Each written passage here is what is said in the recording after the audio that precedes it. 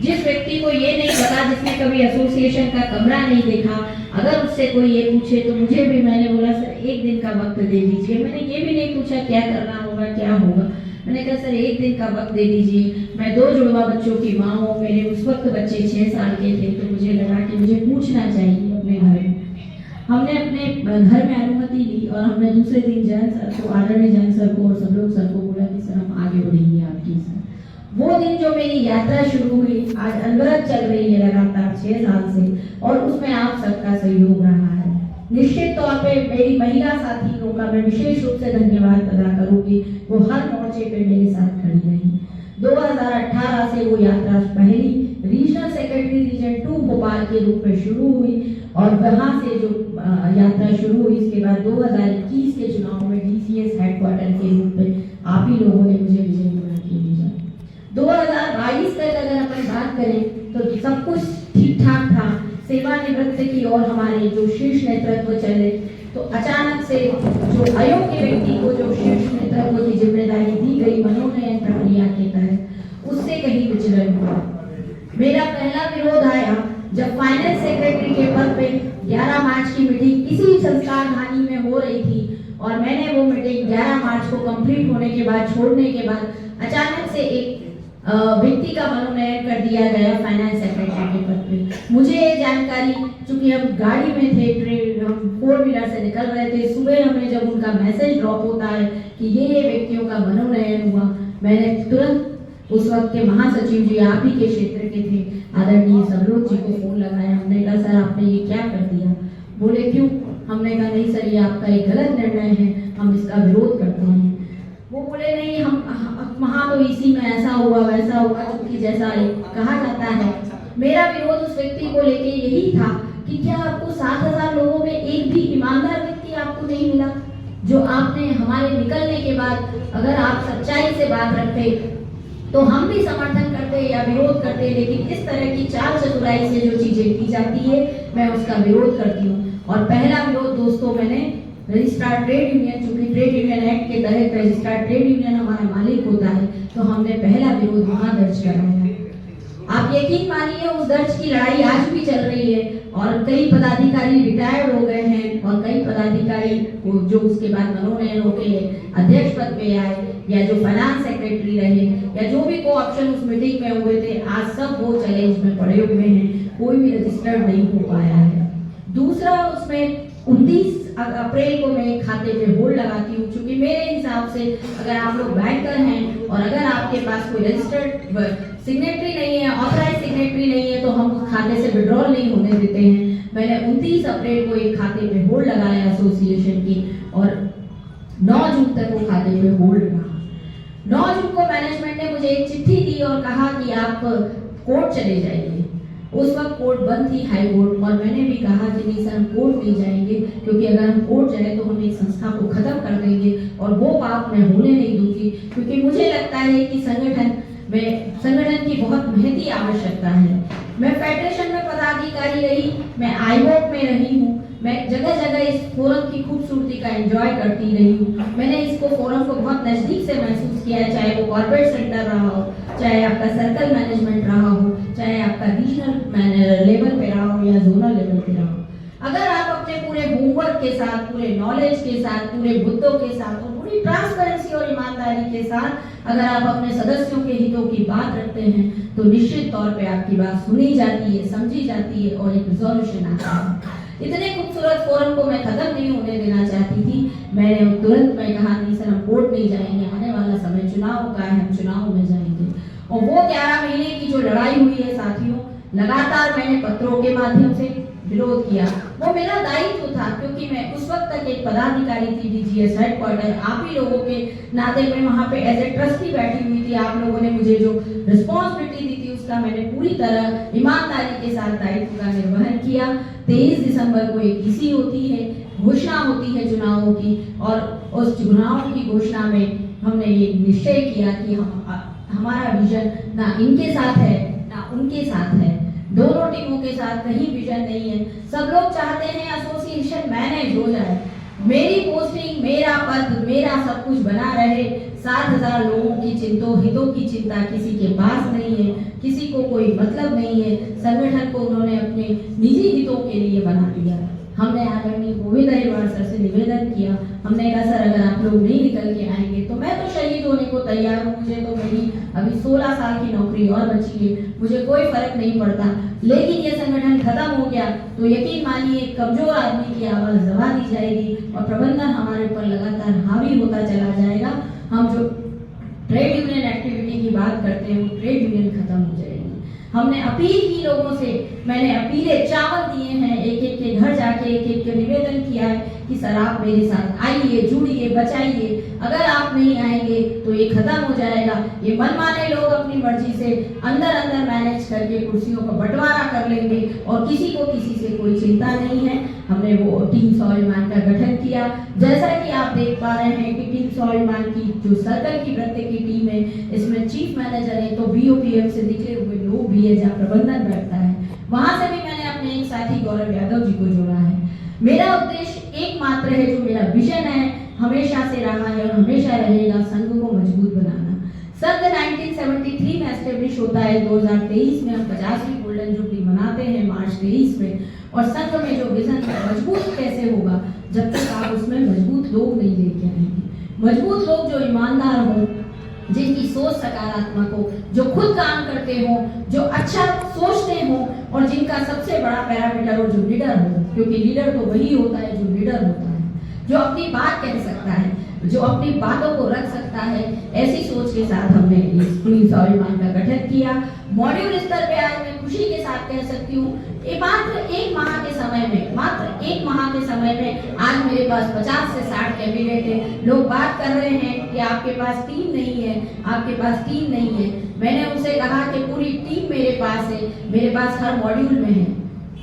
पिछले दिनों जिस तरीके की घटनाक्रम 1 महीने से लगातार हो रहा है राजनीति के तहत, हम कोई दलगत राजनीति नहीं कर रहे हैं, ना मैं कांग्रेस में हूँ ना मैं बीजेपी हूँ, मैं तो आपकी रिप्रेजेंटेटिव के रूप में अपने लोगों को चाहती हूँ। जो लोग अपने मुद्दे रख सके, अगर उन्होंने अपने काम नहीं किए हैं, अगर उनको ये नहीं पता कि एचआर के साथी की क्या तकलीफ है, सार के साथी की क्या तकलीफ है, सीएम जो ऑपरेशंस में बैठे हैं उन लोगों की क्या तकलीफ है या क्या है, अगर मैं वो जानूंगी तो ही मैं वो मुद्दे रख पाऊंगी या मेरी टीम के लोग रख पाएंगे। और मुझे बहुत बेहद बताते हुए खुशी होती है कि आज मुझे अपनी साख का अंदाज हुआ कि 1 महीने में मेरे साथ 60 लोग जुड़े हैं, 60 डायरेक्ट में प्रत्यक्ष रूप से। अगर अप्रत्यक्ष रूप से तो कितना साथ है वो मैं आपको बयान नहीं कर सकती हूँ। मेरी जो जिस तरीके की मैंने एक क्रांति जगाई है, आज लोग जुड़ रहे हैं, आगे निकल के आ रहे हैं। 6 मॉड्यूल एक आवाज का भी मैं हिस्सा थी। मैं मेरी पुरानी टीम थी, लेकिन आज विचारधारा के कारण मैं अलग हूँ। जिस व्यक्ति को 11 मार्च को इसी संस्कार धानी की नगरी में एक मीटिंग के तहत महासचिव पद का दायित्व दिया जाता है और मैं वहाँ महासचिव पद के लिए मैं भी खड़ी होती हूँ, तो मुझे मैनेज करके जैसे तैसे बिठाया जाता है। बिठाया मतलब कि अगेंस्ट में वोटिंग कराई जाती है कि किसी तरह ये महिला ना आ जाए, नहीं तो हमारी दुकानें चलना बंद हो जाएगी। मैडम हमसे पूछेंगी, अगर जनरल सेक्रेटरी के पद पे आई है, एक साथी ने कहा है, एक लीडर ने, और टॉप लीडर हम उनको मानते थे, उनके मुंह से ये निकले हुए शब्द है कि अगर कहीं घटना होगी तो मैडम हमसे सबसे पहले ये प्रश्न पूछेगी कि तुम क्या सो रहे थे जब ये हो रहा था तुम्हारे रीजन में, या इस साथी को ये पीड़ा हो रही थी तो तुम कहाँ थे। तो हमें भी काम करना पड़ेगा, हमें भी एक्टिव होना पड़ेगा, इसलिए मैडम को पीछे किया जाए। ये शब्द हैं, आप किसी से भी क्रॉस वेरीफाई करें, क्योंकि मैं मन से कोई भी झूठी बात ना करना पसंद करती हूँ, ना करती हूँ। उस तरीके की घटना के बाद आज जिनको महासचिव पद का दायित्व दिया गया 11 मार्च को, 1 मई से जिनका कार्यकाल चालू हुआ और आज 11 महीने में क्या स्थिति है, किसी से छुपी नहीं है। जिस तरीके से शिव नेतृत्व हुआ है, आप किसी के सामने छुपा नहीं। आज उसी महासचिव पद के प्रत्याशी को अध्यक्ष बना दिया जाता है, और जो महानुभाव अगर महासचिव पद पे आ रहे हैं तो क्या उनसे पूछिए कि क्या अगर किसी यूनिट में या किसी ब्रांच में या किसी ऑर्गेनाइजेशन में कोई फ्रॉड होता है, कोई घटना होती है, गलत होता है, तो ये यकीन मानिए कि वहाँ के सारे लोगों के ऊपर दाग आता है। ये हम सब जानते हैं। तो कैसे वो व्यक्ति अगर महासचिव पद पे आने से क्या सब चीजें सही हो जाएगी, उनसे आप एक सवाल कीजिएगा कि क्या उन्होंने क्या किया था जब विरोध हो रहा था, जब गलत हो रहा था, जब मनमाने ढंग से चीजें हो रही थी। मैं आपको चिट्ठियों के माध्यम से भी दूंगी। मैंने करीब 16-17 चिट्ठियां स्टेडियम में दी हैं, चाहे वो रजिस्ट्रार ट्रेड यूनियन रहा हो, चाहे मैनेजमेंट रहा हो, चाहे इस लेकिन किसी भी एक चिट्ठी का जवाब मुझे नहीं दिया गया।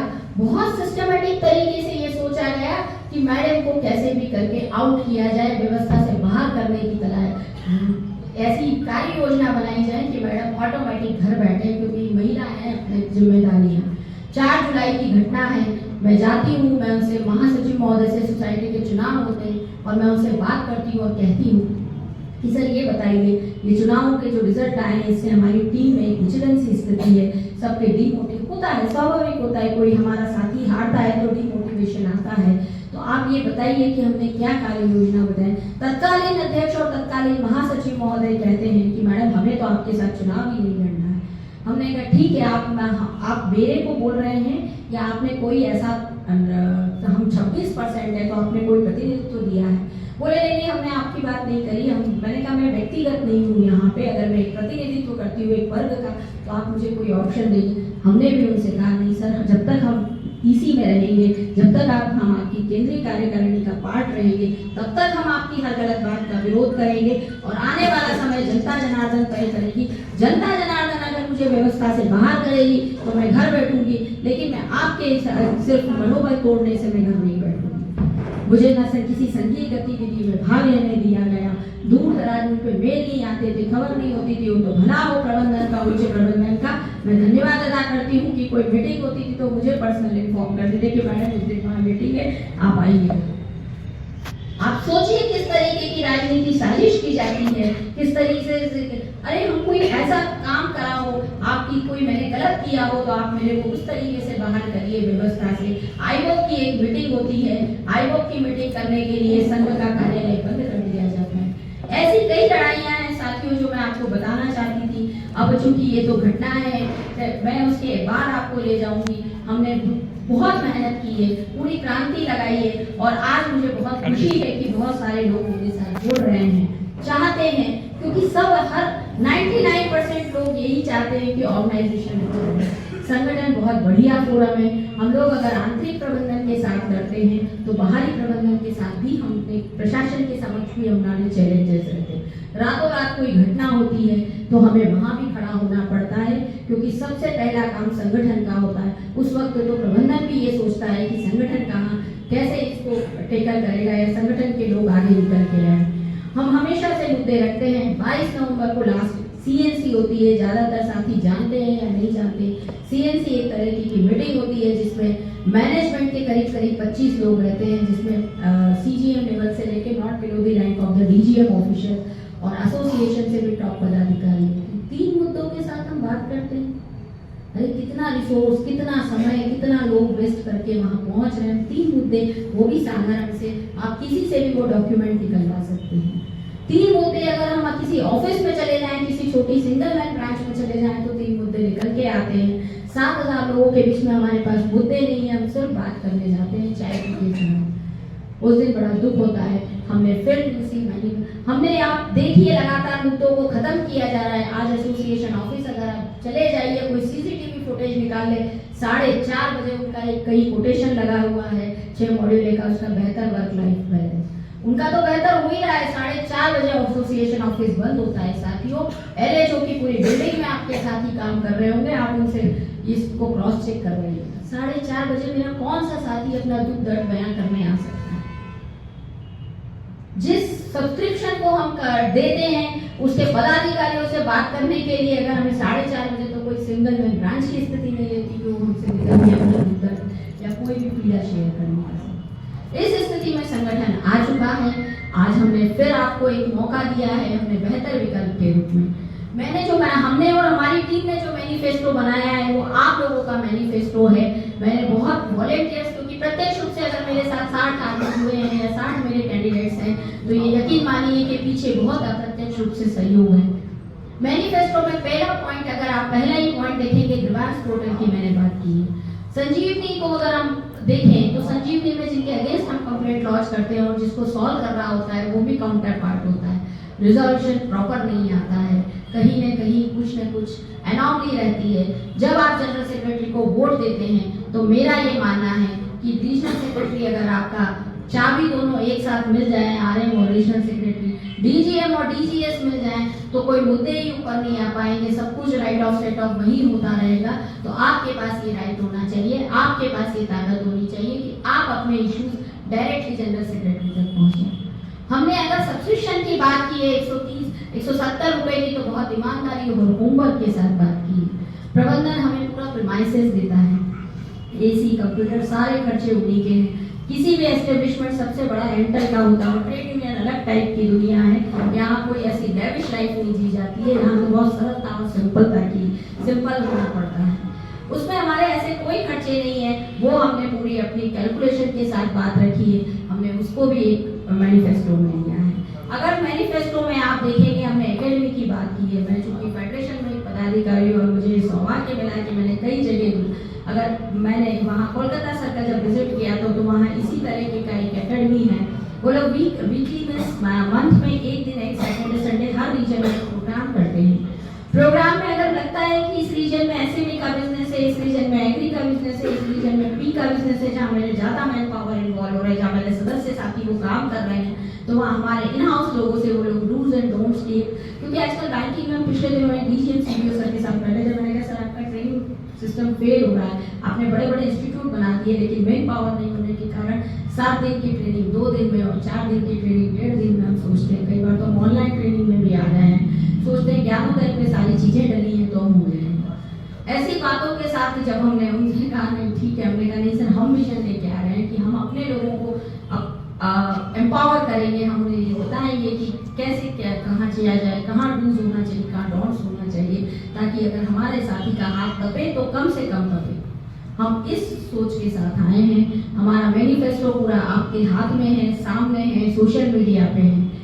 ये बिल्कुल हमने क्लैरिटी, अगर हमने 1 अप्रैल 2010 के बाद ज्वाइनिंग वाले जो साथी हैं उनके लिए एनपीएस से ओपीएस में बात की है, तो उसका भी एक आधार है। रेलवे दे चुका है, सेंट्रल गवर्नमेंट दे चुकी है, एसएससी से जो लोग आए उनको मिल चुका है, तो निश्चित तौर पे हमारे उन साथियों को मिलना चाहिए। पीएसयूज में बैंक ने क्या बिगाड़ा है, या पीएसयूज में उनको भी मिलना चाहिए जिनका नोटिफिकेशन उस डेट से पहले का है। ये लड़ाई भी हम लड़ रहे हैं। निश्चित तौर पे हमने हमारे बीच में 700-800 सीबीओ साथी जुड़ चुके हैं। हमने वैभव शांडिल्य जी को एक प्रतिनिधित्व दिया है, क्योंकि 800 लोगों का कोरम है, उनकी अपनी एक समस्याएं किसी भी रातों रात उठती हैं, तो हमें उसको भी एड्रेस करना है। हमने चारू शर्मा जोशी महिला हैं, एबीयू में पोस्टेड है, उनको हमने फाइनेंस सेक्रेटरी का पद दिया है। कितनी पारदर्शिता, अगर एक महिला के हाथ में अगर आपके 10-11 लाख रुपए महीने की चाबी चली जाएगी, तो सोचिए कितनी ईमानदारी से खर्चे होंगे। आसान नहीं होता महिलाओं से कोई ऐसा वैसा खर्चा करा लेना किसी भी तरीके का, अपने आप में ये पारदर्शिता है। हमने सीबीओ साथियों के लिए भी प्रमोशन पॉलिसी को लेके, आईएचएल को लेके बात रखी है।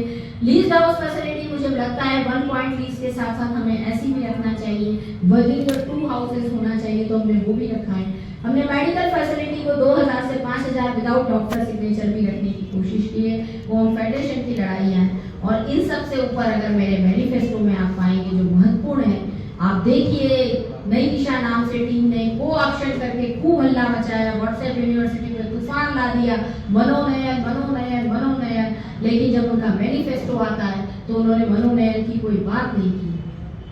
मैंने ईमानदारी से, मैंने और मेरी टीम ने लिखा है कि जो सेकंड हाईएस्ट वोट लाएगा वही मनोनीत होकर अंदर आएगा, क्योंकि जनता ने उसको एक समर्थन दिया है, उसको चुना है। किसी कारण से अगर पद रिक्त होगा तो निश्चित तौर पे उसको मनोनीत होकर आना चाहिए। हमने वो पूरा ट्रांसपेरेंसी के साथ रखा। आप देख लीजिए किसी के भी मैनिफेस्टो में ये बात नहीं है। व्हाट्सएप पे तो ऐसा गदर मचा हुआ है कि शब्दों की कोई सीमाएं नहीं है, शब्दों की बांध टूट रहे हैं, असभ्यता बिल्कुल चरम सीमा पे चल रही है।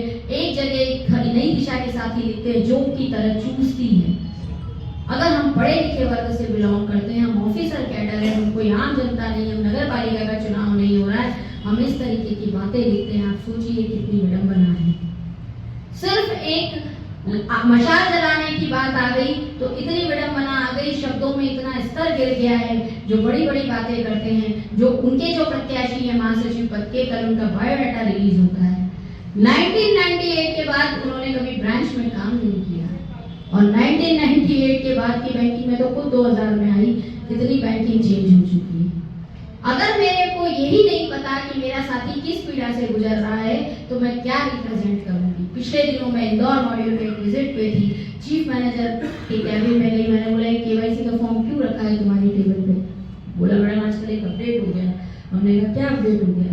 बोले आजकल 10 दिन से ऐसा हो गया है कि मोबाइल नंबर की क्यू 9 नंबर में आती है। अरे मुझे बड़ा आश्चर्य हुआ, अगर मेरा मेकर बना रहा है अवार्ड स्टाफ का साथी और चेकर अगर 6 और 7 नंबर की कैपेबिलिटी वाला उसको अप्रूव कर रहा है, तो ये एडिशनल सिक्योरिटी बैंक ने रातों रात क्यों लगाई है?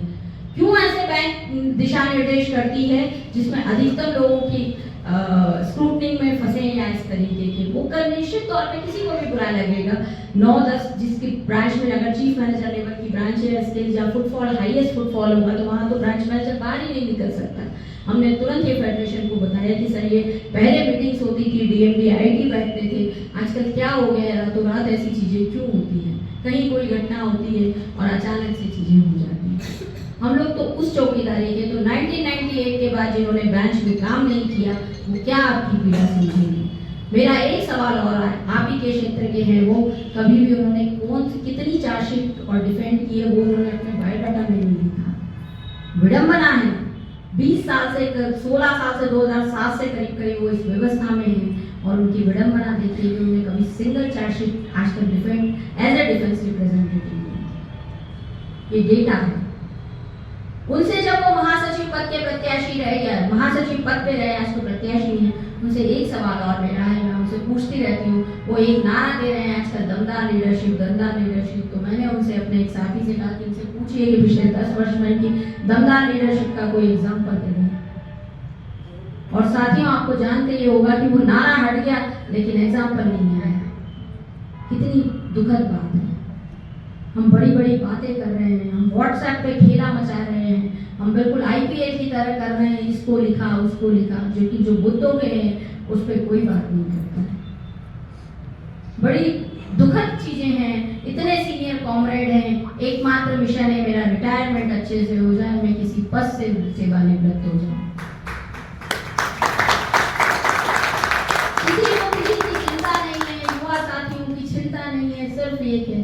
मैं तो उनके साथ भी बैठी, उनके साथ भी मैंने बात की। मैंने कहा सर आपका तो कोई विजन ही नहीं है। मैं तो चूंकि जानती नहीं थी उनको, मैं 2018 में आई और 2017 से वो व्यवस्था से करीब करीब बाहर है, तो व्यक्तिगत मेरा ऐसा कोई परिचय नहीं था। लेकिन जब वो वास्तविकता में मिली तो मुझे बहुत दुख हुआ, बहुत दुख हुआ कि मैं किस व्यक्ति से बात करने आई। मैं 3 लीडर्स के साथ बैठती हूँ और मैं किस लीडर के साथ सामने आई। मैंने बोला नहीं सर आपको कोई टक्कर दे ना दे, तृप्ति जोशी आपको टक्कर जरूर देगा।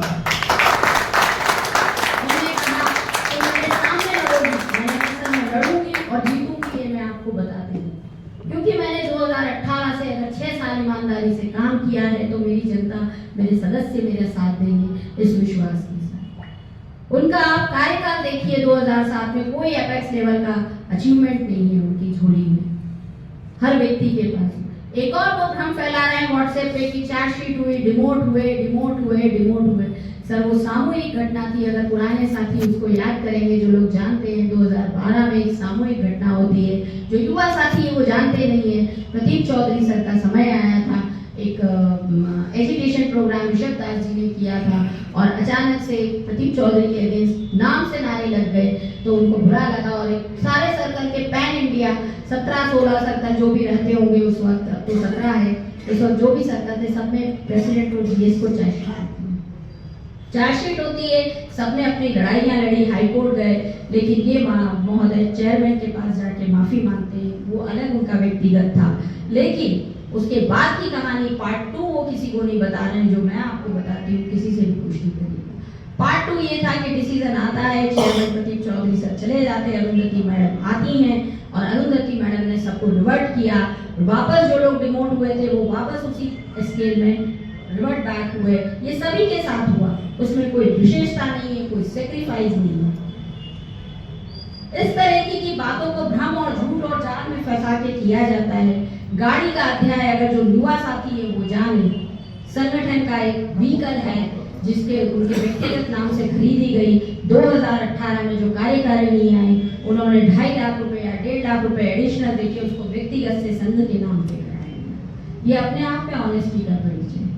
आज भी जब मैं साथियों, मुझे इस मंच से, वो इसी क्षेत्र के हैं लेकिन मुझे मंच से कहने में ये बहुत दुखद होता है। आज भी फेडरेशन में मैं पिछले 5 साल से जा रही हूँ और जब भी उनके नाम की चर्चा होती है लोग परेशान हो जाते हैं, विचलित हो जाते हैं लोग। तो क्या उनका ऐसा क्या फेडरेशन में कार्यकाल रहा जो लोगों के अंदर विचलन इसलिए नहीं कि बहुत अच्छा कॉमरेड है, घृणा से भर जाते हैं।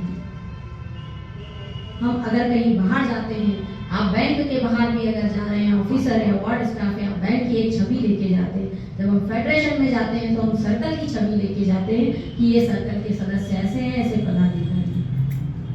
उनने मुझसे कहा तो मैंने उनके एक साथी है जो उनके पीछे लगे हुए हैं उनको किसी भी तरीके से आने में, तो उन्होंने मुझसे कहा, मैंने उनसे कहा कि सर आप जितनी ताकत इनको जिताने में लगा रहे हैं, मैं आपको दावा करती हूँ उतनी से उससे दुगनी ताकत इनको नीचे हराने में लगेगी। आप बिल्कुल सोचिएगा, क्योंकि इनका जो पिछला इतिहास है वो सही नहीं। ये मेरी किसी की व्यक्तिगत बुराई नहीं कर रही हूँ, जो आज माहौल बना हुआ है, जिस तरीके की चीजें हैं, लगातार हमले हो रहे हैं, ये बातें हैं पॉजिटिविटी की तरफ आइए। आप सोचिए, जिनका समय है वो आदर के लायक आज भी हैं, कॉमरेड हैं, मैं उनका सम्मान यथोचित करती हूँ। लेकिन अगर संगठन को दांव पे लगाने की बारी आएगी तो मैं तो संगठन को दांव पे जब तक मैं हूँ तब तक नहीं लगने दूंगी। संगठन को दांव पे लगा के किसी का व्यक्तिगत हित अगर सिद्ध हो रहा होगा तो वो मैं नहीं होने दूंगी। मैं और मेरी टीम के सदस्य इसी भावना के साथ आपके बीच में आए हैं। ये बिल्कुल सच्चाई है कि हम लोगों ने बहुत शॉर्ट टर्म में टीम बनाई है। साथियों, कुछ और बातें भी करूंगी। एसोसिएशन का काम प्रोएक्टिव एक्शन लेना भी होता है। एसोसिएशन का काम ट्रांसफर पोस्टिंग भी है, एसोसिएशन का काम वेलफेयर भी है, लेकिन एसोसिएशन का काम प्रोएक्टिव एक्शन लेना भी होता है। एसोसिएशन का काम होता है जब सामूहिक रूप से कोई प्रबंधन गलती कर रहा है और अगर आपको लग रहा है कि इसमें मेरे साथी फंस सकते हैं तो आपका सबसे पहला स्टेप आपको उठाना होगा। मैं as a regional secretary region 2 Bhopal posted थी, चीफ मैनेजर जहांगीराबाद ब्रांच थी, और मैं देखती थी कि वहाँ एक्सप्रेस क्रेडिट में जिस तरह की गड़बड़ियाँ हो रही थी, मीडिएटर जिस तरीके से हावी हो रहे थे और हमारे लोग लगातार उलझ रहे थे, ना समझ लोग जिनको हम लगातार अचेत चेतना में दे रहे थे, लेकिन नहीं सुनते हैं। कई बार प्रबंधन के साथ बात की और नहीं सुना, वर्बली सुना, नहीं सुना। उसके बाद डीजीएम बीएनओ को बात की तो डीजीएम बीएनओ ने बाहर निकलते हुए बोला तो अपना अपना रिस्क एपेटाइट है। हमने उनसे कहा सर हमें बड़ा दुख हुआ कि हमने आपको ये जानकारी दी, क्योंकि अगर आपकी ऐसी सोच है, हम खुले में बोले, हमने कहा सर आपकी ऐसी सोच है तो मुझे बड़ा दुख है, क्योंकि मुझे तो लग रहा था कि आप मुखिया होने के नाते इतने से हिंट पे आप कोई एक्शन लेंगे। उसके बाद हमने एसोसिएशन से उसको मीटिंग्स में लाना शुरू किया, मिनिटाइज करवाई गई कई चीजें, और यकीन मानिए आज वो डॉक्यूमेंट्री एविडेंस के रूप में मिनिटाइज है। आज हमारे कई साथियों को बम फूटा है और कई साथी उसमें घिरे हैं, किसी से छुपा नहीं है। लेकिन जिसको मुझे दुख है कि उनको पनिश हो रहे हैं, लेकिन कम पनिशमेंट हो रहा है, क्योंकि जीएमडीए खुद बोलते हैं कि आपके तो प्रबंधन को पूरी सारी जानकारी होने के बाद इस तरह की घटना हो रही है। ये भी हमारा एक काम है, वेलफेयर करना है। बहुत सारे ऐसे प्रोएक्टिव है प्रबंधन। हम अगर हमने मगरिया जैसी लड़ाई लड़ी है, हमने सोनकच्छ जैसी लड़ाई लड़ी है, तो पिछले दिनों की एक घटना के साथ में अपनी बात को विराम दूंगी या और आपके साथ शेयर करूंगी। एक घटना होती है देवास में, लास्ट ईयर एक गोल्ड का कांड होता है, 2-3 ब्रांचेस में होता है वैल्यू के कारण, और आज ईओडब्ल्यू में उसकी बैंक के चूंकि 3 करोड़ से ऊपर हो जाता है तो बैंक ईओडब्ल्यू में उसकी कंप्लेंट डालता है। एक एफआईआर आती है 26-27 तारीख को, सोशल मीडिया पे वायरल हो जाती है और उसमें करीब हमारे 16-17 साथी का नाम रातों रात आता है। आप सोचिए उस व्यक्ति की मानसिक अवस्था, उसमें एक मेरी महिला अधिकारी साथी भी है, कितनी अवस्था से वो 3 दिन हम लोग 29 से हमारा पूरा प्लान था, ट्रैवल प्लान था, हमने पूरा डिफर किया। हमने हमारी टीम ने कि अगर हम चुनाव प्रचार में जा रहे हैं, यहाँ 16 लोग तो बिल्कुल दरवाजे पे खड़े हैं कि क्या स्थिति होगी। हमने डीजीएम बीएनओ से मुलाकात की, हमने कहा सर आपसे निवेदन है कि हमको लीगल असिस्टेंस पॉलिसी में कवर कीजिए। बोले मैडम ये तो होता नहीं है, लीगल असिस्टेंस में नहीं आएंगे। हमने कहा नहीं आते हैं सर, वो लड़ाई हम लड़ते रहेंगे, लेकिन आज अगर आपने नहीं किया तो इन 16 लोगों का जो मनोबल गिरेगा वो किसी से छुपा नहीं है। उन्होंने आपके लिए काम किया, उसमें एक साथी तो ऐसा है जिसको 1 दिन के लिए डेपुटेशन पे भेजा गया है। मुझे बहुत दुख होता है ऐसी घटनाओं का। हमने अपने मैनिफेस्टो में वो भी रखा है, क्योंकि जब कोई घटना होती है तो कई साथियों के तो खाते भी लोग दूसरी जो रेगुलेटर्स होते हैं वो होल्ड करा देते हैं। ऐसे में वो कहाँ भागे, कैसी मदद करे, कैसा क्या करे, उस तरीके की स्थिति के लिए हमने पूरा एक पैनल बनाने की बात की कि रातों रात अगर ऐसी कोई घटना मेरे साथी के साथ हो तो हम उनके साथ जुड़े, उनको भरपूर मदद करें। अगर प्रबंधन पिता की भूमिका में है तो एसोसिएशन माँ की भूमिका में रह के काम करती है। अगर मेरा साथी गलत भी है तो मुझे उसके साथ खड़े रहना है, उसके साथ तब तक साथ देना है जब तक कि मैं उसको पूरी तरीके से संभाल लूँ। ये हमारा रोल है। हमने कई लड़ाइयाँ लड़ी है, हमने साथ मिलकर बहुत सारी लड़ाइयाँ लड़ी है। आपके सामने 6 मॉड्यूल है, आपके सामने टीम नई दिशा है, बहुत सारी बातें हो रही है, लेकिन जमीनी बातें कोई नहीं करता। आज मैंने राजनीतिक प्रपंचों के भी आपको उदाहरण दूंगी, किस तरीके से राजनीतिक हो रहा है, प्रपंच हो रहा है। मुझे तो पता ही नहीं था कि कितना राजनीतिक प्रपंच होता है। फॉर्म डलते हैं 340 से अधिक। कितना अच्छा है कि युवा शक्ति निकल के आई है। अगर आज दीपशिखा निकल के आती है तो मैं इसको ये ना देखूं कि ये मेरी प्रतिद्वंदी है, मुझे तो खुश होना चाहिए कि एक महिला साथी निकल के आई है। लेकिन सामने वाली टीम के लोग क्या करते हैं, हमारे प्रतिद्वंदियों को, हमारे कैंडिडेट्स को फोन लगा के दबाव बनाते हैं और ये कहा जाता है कि अगर मिश्रा जी आ गए तो तुम्हारा ये हो जाएगा, तुम्हारा वो हो जाएगा। अरे चुनाव है साहब, लड़ने दीजिए, नए लोगों को कॉमरेड बनने दीजिए, उसमें क्या नुकसान हो जाएगा। मैनेजमेंट किन का ट्रांसफर करेगा हम भी देखेंगे। इस तरह की प्रपंच होते हैं। एक साथी खड़ी होती है, महिला साथी, उसको बोला जाता है तुम्हें पता नहीं है कितना संघर्ष हो जाएगा, क्या हो जाएगा। ऐसे दबाव दिए जा रहे हैं।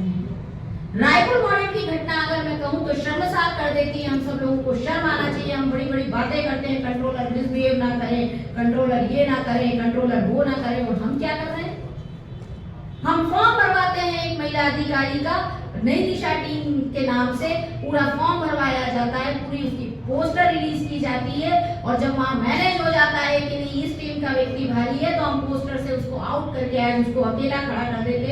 हमने रात में फोन किया कि तुम अकेली नहीं हो, तुम निकल के आई। कितनी महिलाएं निकल के आती हैं, और जो निकल के आ गई है उसकी गरिमा को तार-तार करने में छोड़ते नहीं है। और बड़ी बड़ी एनसीसी में हम बातें करते हैं कि नहीं साहब कंट्रोलर का मिसबिहेवियर बिल्कुल नहीं चलेगा, ब्रांच मैनेजर के गलत वर्ड नहीं चलेंगे। तो हम क्या कर रहे हैं, अगर हम सामने वाले के लिए नियम और सिद्धांत रखते हैं तो हम अपने लिए भी वो नियम और सिद्धांत लागू करें, तब तो हम संगठन है।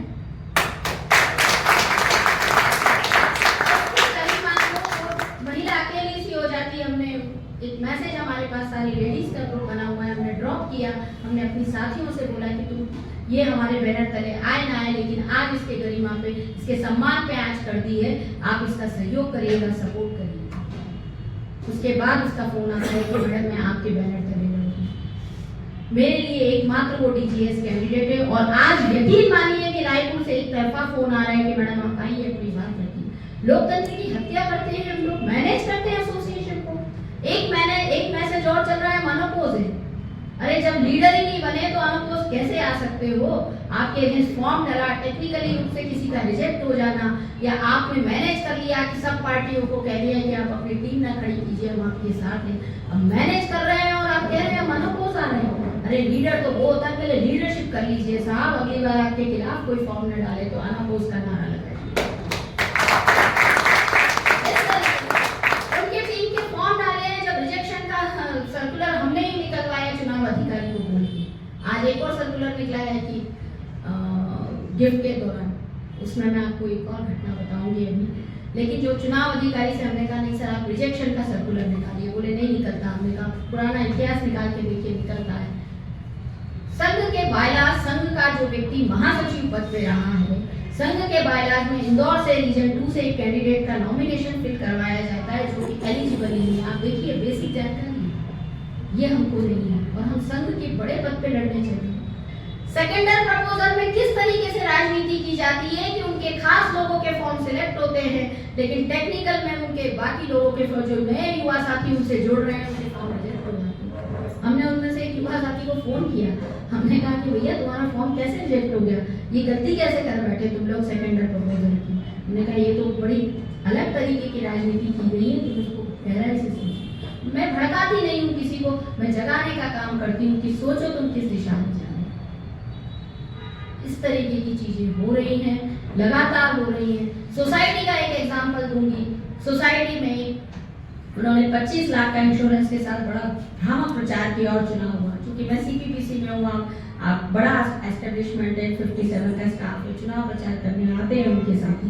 मैंने उनसे पूछा कि आपकी हमारी बैलेंस शीट तो सोसाइटी की कहीं पे परमिट नहीं करती है, आपने क्या प्रोविज़न किया आप वो तो बताइए। नहीं, हमारा प्रोविज़न, मेरे को कोटेशन दिखाइए, किससे लिया है, क्या प्रीमियम आएगा, कितना हम अफोर्ड कर पाएंगे, क्योंकि हम कोई ऐसा वादा ना कर बैठे कि हमारी संस्था बंद होने के कगार से रह जाए। वो जवाब देने की स्थिति में नहीं थे। अंततः उनकी विजय होती है, उनके 12 साथी और हम लोग जैसे तैसे 8 लोग पहुंचते हैं। सच्चाई सबके सामने आती है। पहली बोर्ड ऑफ डायरेक्टर की मीटिंग होती है। हमने कहा अरे हम इसी बीच में हमारे एक शशांक नाम से साथी की वहाँ पे हार्ट अटैक से बहुत कम एज में डेथ होती है जीएमसी में, ब्रांच मैनेजर।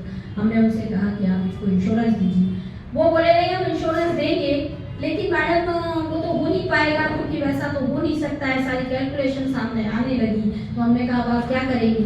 बोले हमने कहा देखिए हमारा काम है वेलफेयर करना सोसाइटी का। हमारे मेंबर की in case of the death of farmers के केस में उसकी लायबिलिटी उसको फैमिली को ट्रांसफर ना हो, उसके टर्मिनल बेनिफिट से ड्यूज ना हो, हमारा सिर्फ इतना ही होना चाहिए। अंततः वही बात होती है और उन्होंने कॉन्ट्रीब्यूशन को 1500 रुपये कर दिया। आप देखिए किस तरह की कोई कैलकुलेशन नहीं है, कोई होमवर्क नहीं है किसी विजन के साथ। अचानक वहाँ पे गिफ्ट की घोषणा होती है, बिल्कुल मिलना चाहिए। मैं इसका सम्मान करती हूँ कि सभी साथियों को, दूरस्थ बैठे साथियों को, हमने उनको कहा कि आप अकाउंट में क्रेडिट कीजिए, क्योंकि पूर्व में भी इस तरीके का किया जाए। नहीं, उन्होंने कहा नहीं हम गिफ्ट देंगे।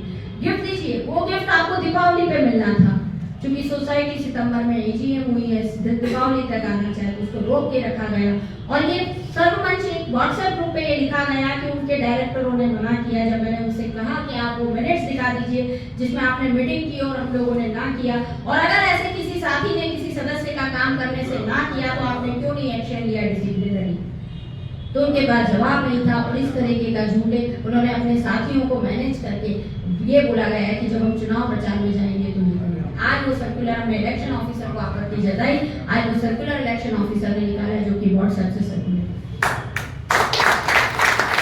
हमारे एक साथी का एक विड्रॉल फॉर्म निकलता है किसी की ड्रॉवर से, किस साथी ने, चाहे वो 6 मॉड्यूल हो चाहे नई दिशा हो, हम सर्कुलर देखते हैं कि list of the final candidate आती है, साथी का नाम नहीं आता है। मैं चिंता में पड़ती हूँ। मैं तुरंत 7 किलोमीटर फिर लौट के रात को 8 बजे उनके पास पहुंचती हूँ इलेक्शन ऑफिसर के पास कि सर इसका फॉर्म कैसे, मैंने तो विड्रॉल नहीं दिया। वो आपत्ति हमने दर्ज कराई, कल रिवाइज सर्कुलर निकलता है। आप सोचिए किस तरह की राजनीति है। अगर ऐसे लोगों को जो इस तरह के झूठ और प्रपंच और इन चीजों के साथ अगर आपके संगठन को लेंगे या आएंगे, तो आप सोचिए आपके संगठन की क्या स्थिति होगी। हर जगह तार मैं उनको कर रही हूँ, लगातार मैं लिख रही हूँ, बता रही हूँ कि किस तरीके से, क्योंकि मुझे लगता है ट्रांसपेरेंट होना चाहिए और क्रेडिबिलिटी होना चाहिए कम से कम शीर्ष पद पे बैठने वाले लोग। नैतिकता उसी में है। नैतिकता के साथ अगर हम जीते हैं, कठिनाई जरूर आती है, लेकिन जरूर संघर्ष भी रंग लाता है। ऐसे लोगों को मैं आज अलग जगह के निकली हुई हूँ। आप सोचिए मैं भी एक महिला हूँ, और एक महिला होने के नाते मेरी व्यक्तिगत ईश्वर ने मुझे बहुत जिम्मेदारियां दी। फिर भी अगर मैं निकल के ये लड़ाई लड़ने आ रही हूँ तो जरूर कोई बात होगी। अपील कर रही हूँ मैं इस वक्त सभी लोगों से। पहले मैंने अपील की टीम बनाने की, आज मैं अपील कर रही हूँ टीम को स्वाभिमान को लाने की। इस तरीके की कुछ घटनाक्रम है जो मैंने आपके सामने रखे। और भी कई बातें हैं जो उसमें मैं रखूंगी आपके सामने। बहुत सारी चीजें, मेरे पास एक डायरी भरी हुई है। अगर मैं आपको बताऊं तो मैं 4 घंटे तक बोल सकती हूँ, लेकिन मेरा उद्देश्य इस वक्त नकारात्मकता नहीं फैलाना, क्योंकि नकारात्मकता मैं झेल चुकी हूँ। अब मेरा उद्देश्य एक सकारात्मकता है। सकारात्मक माहौल बनाएं, हम अच्छे संगठन को बनाएं, हम अच्छे संगठन को बनाएं। अगर आपको लगता है आज मैं जो भी कैंडिडेट्स हैं, आपके 6 मॉड्यूल, एक आवाज है, नई दिशा है, अगर आज आपको हम एक बेहतर विकल्प के रूप में निकल के आए तो आप बेहतर के साथ हमारे साथ जाइएगा। कल हमसे कोई बेहतर आ जाए तो आप उसके साथ जाइएगा। व्यक्ति तो आते रहेंगे जाते रहेंगे, लेकिन संगठन को बचाना हम सब की जरूरत है, बहुत जरूरत है, अहमियत है। जब कलेक्टिव बार्गेनिंग करना होती है तो संगठन का क्या रोल है, उससे मैंने देखा है उसको। आप जब बैठते हैं पदाधिकारी के रूप में सामने प्रबंधन के, तो वो ये सोचता है कि इसके साथ 7,000 लोग बोल रहे हैं, इसकी आवाज, ये अगर कोई मुद्दा लेके आए हैं तो इनकी आवाज है। यकीन मानिए, एक office bare word HR volume 1 में आप कभी सर्च करिएगा। It is a coordination between the management and the members. अगर इतने खूबसूरत वर्ड को हमारे एक डीजीएम बीएडओ होते थे जब मैं योग में थी, तो बोलते थे अरे यार ये मीटिंग क्यों होती है सीएनसी एएनसी। मैंने कहा सर वॉल्यूम में अगर एक वर्ड है ऑफिस वेयर तो मीटिंग्स बहुत इंपॉर्टेंट है। क्योंकि वो एक अलग टाइप की दुनिया से आईपीजी की दुनिया से आए थे, उन्हें वो महत्व नहीं मालूम था आरएनडीपी में क्या महत्व होता है। उनको ये बताया गया, मैंने कहा सर वर्ड है तो मीटिंग्स का अपना इम्पोर्टेंट है। आप एक बार भी ऑपरेशन रिव्यू मत करिएगा, लेकिन अगर इसके मिनट्स आपने आईआर कॉर्पोरेट सेंटर नहीं भेजे तो आप जीएम नहीं बनोगे, ये तय है। इतना इम्पोर्टेंट है इसका इतनी इम्पोर्टेंट मीटिंग्स, इतना इम्पोर्टेंट ह्यूमन रिसोर्स और इतना इम्पोर्टेंट अभी चेयरमैन सर ने कोलकाता में मीटिंग की थी सिनर्जी करके, जिसमें सभी अवार्ड स्टाफ यूनियन के जीएस प्रेसिडेंट ऑल सर्कल्स के ऑफिसर एसोसिएशन के भी जीएस प्रेसिडेंट क्यों बुलाया गया था। ओपी भट्ट साहब ने जब चार्ज लिया था तो उन्होंने पहला जोधपुर कॉन्क्लेव किया था उस वक्त भी कि आप लोग ग्राउंड पे रहते हैं, आप लोग होता है। और मैं आपको बिल्कुल पुष्टि के साथ कह रही हूँ कि मैंने जब मैनेजमेंट से टाइम मांगा, चाहे वो डीजीएम सीडीओ लेवल रहा हो चाहे सीजीएम लेवल रहा हो, कभी भी मुझे समय नहीं मिला हो, ऐसा नहीं रहा है।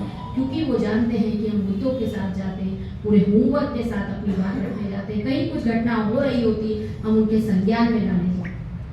हमारे पास हमारा एक सोर्स है, हमारे ग्राउंड के सोर्स है, बहुत मजबूत सोर्स होते हैं जो शायद उनको भी नहीं पता होता, तो बात सुनी जाती है।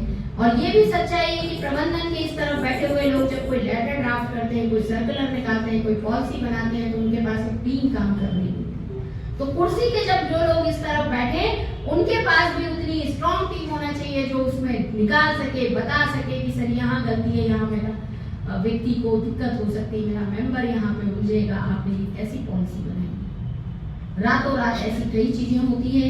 मेरा आपसे अनुरोध रहेगा 23 फरवरी को आपसे मैं वोट की भिक्षा मांग रही हूँ इस वक्त। अगर आपने हमको 23 फरवरी को टीम स्वाभिमान को वोट दिया तो आप ये निश्चित मानिए, अगर आप वोट के द्वारा हमको ये शक्ति प्रदान करेंगे, आवाज देंगे, तो हम हर स्तर पे, चाहे वो क्षेत्रीय स्तर पे हो, चाहे वो मॉड्यूल स्तर पे हो, चाहे वो सर्कल स्तर पे हो, चाहे वो बैंक स्तर पे हो, हम हर स्तर पे आपकी आवाज बनेंगे। साथियों, बहुत कठिन समय है, संकट की घड़ी है संगठन में इस वक्त, बहुत द्वंद्व चल रहा है, कई चीजें पर्दे के पीछे हैं। मेरे पास तो बहुत सारी चीजें डॉक्यूमेंट्री है क्योंकि मैंने लड़ाई लड़ी है और इतने माता के साथ मैं आपके सामने खड़े होकर बोल पा रही हूँ। अगर मैंने कुछ नहीं किया होता, आपके सामने कल 6 मॉड्यूल एक आवाज भी आएगी, परसों नई दिशा भी आएगी। जब भी आए आप उनसे जरूर प्रश्न करें जो सवाल है।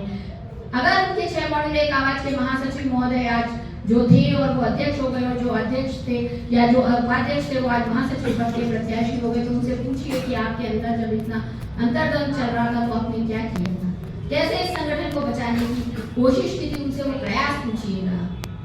क्या आपने सकारात्मक प्रयास किए थे इस संगठन को बचाने के? क्या आपका 2022 के बाद का अचीवमेंट रहा है, वो उनसे पूछिए। क्योंकि जो रिपोर्ट कार्ड मार्केट में घूम रहा है व्हाट्सएप यूनिवर्सिटी पे, वो तो 2022 के पूरी टीम का था। उनसे इंडिविजुअली पूछेगा कि आपने कितने इश्यूज किए। मुझे बहुत बताने में दुखद होता है कि मैं फेडरेशन के ग्रुप में जुड़ी हुई हूँ, कोई मैसेज डलता है तो हमारे महासचिव महोदय 4 दिन तक नहीं देख पाते हैं। ये दुखद है। अगर कोई लीडरशिप फ्रंट में लीड कर रहा है, अगर कोई हेड ऑफ द यूनिट है, तो उसको अलर्ट रहना पड़ेगा, उसको जानकारियों के लिए अद्यतन रहना पड़ेगा, क्या घटना हो रही है, कहाँ है, ये सब सजगता के हैं पैमाने हैं।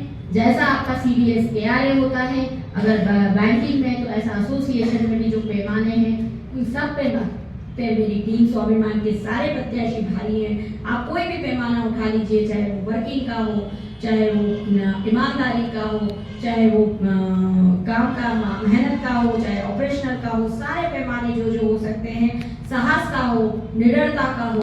अगर आज BOPM से उठ के कोई साथी ट्रेड यूनियन में आ रहा होगा तो जरूर निडर रहा हो। ये एक है। इन सब पैमानों पे टीम स्वाभिमान के, चाहे मॉड्यूल स्तर के हों, चाहे वो आपके सर्कल स्तर के हों, सभी प्रत्याशी भारी हैं। मेरा आपसे अनुरोध रहेगा, आप एक जब वोट करें, आंख बंद करिएगा, एक बार जरूर सोचिएगा कि ये व्यक्ति दूर दराज व्यक्ति की मदद करेगा। मैं तो सक्षम हूँ, मैं तो अपना काम करवा लूंगा, लेकिन अगर ये दूर दराज बैठे व्यक्ति की मदद कर पाएगा, ऐसे व्यक्तियों का आप चुनाव करिए। और अंत में भारतीय स्टेट बैंक अधिकारी संघ को मजबूत बनाइए। एक शेर के साथ मैं अपनी बात को खत्म करूंगी। अंदाज़ ज़माना कहता है फिर मौज़े हवा रुख बदलेगी, अंदाज़े ज़माना कहता है फिर मौजे हवा बदलेगी, अंगारों से गुलशन फूटेगा, अंगारों से गुलशन फूटेगा, शबनम से शरारे निकलेंगे, शबनम से शरारे निकलेंगे। तो शरारे मतलब चिंगारी होती है, तो वो चिंगारी आपके हाथ में है। 23 तारीख को आप बिल्कुल सोच समझ के सारे प्रत्याशियों को पैमानों पे तोलिए। इस बार रिश्तों से, नातों से, यारी से, दोस्ती से सबसे ऊपर उठ के जो आपको सही लगता है उस व्यक्ति का चुनाव करिए। इन्हीं शब्दों के साथ धन्यवाद।